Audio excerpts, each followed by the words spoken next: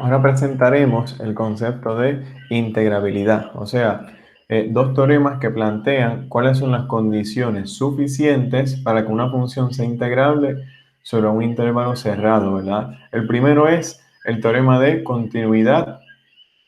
La continuidad de una función implica integrabilidad.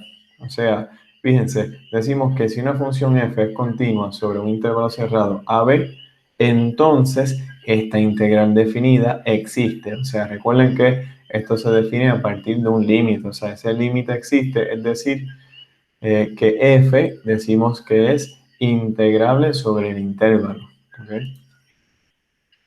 Fíjense que nosotros tenemos que no siempre esta expresión, o sea, este límite en esta expresión número 4, ¿verdad? Va a existir. Por ejemplo, ¿cuándo podría ser el caso? Bueno, cuando la función no esté definida para todos los valores en ese intervalo establecido, ¿verdad? En ese caso, puede ser que esa integral definida no exista. Un ejemplo es el siguiente. Fíjense, esta integral definida no existe. ¿Ok? ¿Qué podemos observar? Bueno, primero que nada, que esta función no está bien definida para x igual a 0, que eso está en este intervalo que se encuentra, ¿verdad? Entonces observen que esta función tiene una discontinuidad, ¿verdad? Este, Tiene una asíntota vertical en x igual a 0, por lo tanto, en este caso, ¿verdad? Decimos que en esta integral definida no existe, ¿verdad? Algo que tenemos que destacar es que para esta función en particular, para ese valor, esta función no está acotada, o sea, esta función, ¿verdad? Tiende hacia positivo infinito y negativo infinito, ¿verdad? Para x igual a 0 en ese intervalo, ¿verdad? Por lo tanto, en este caso, eso es un ejemplo de una integral definida que no existe, ¿verdad?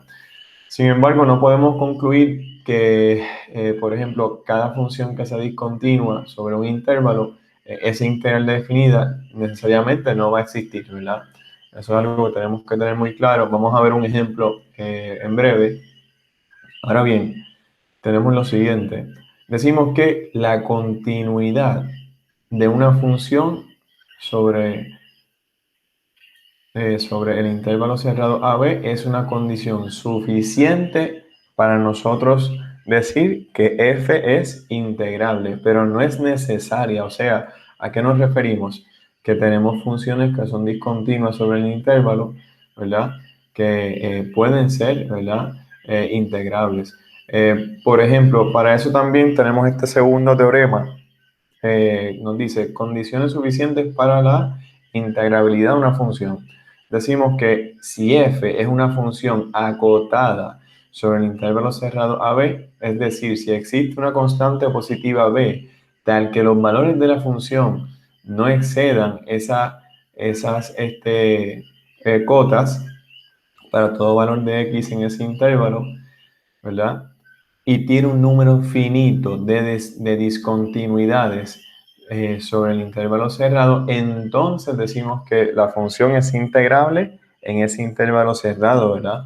Ejemplos de esto, pues son los siguientes, fíjense, en este caso, ¿verdad? En el caso inferior, de la gráfica inferior, esta es la gráfica de 1 sobre x, observen cómo esta función no está definida para x igual a 0, o sea que hay una asíntota vertical, por lo tanto, fíjense cómo esta función pasa cualquier número b que nosotros podamos asignar, ¿verdad?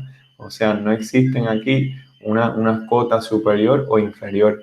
En el gráfico superior que nosotros tenemos, esta función es una función discontinua, ¿verdad? Al igual que la función abajo, también una función discontinua, pero en este caso, ¿verdad? Nosotros tenemos que cumple con las cotas, ¿verdad? Superior e inferior. Podemos encontrar unas cotas donde cada uno de los valores de la función está entre medio de esos dos valores.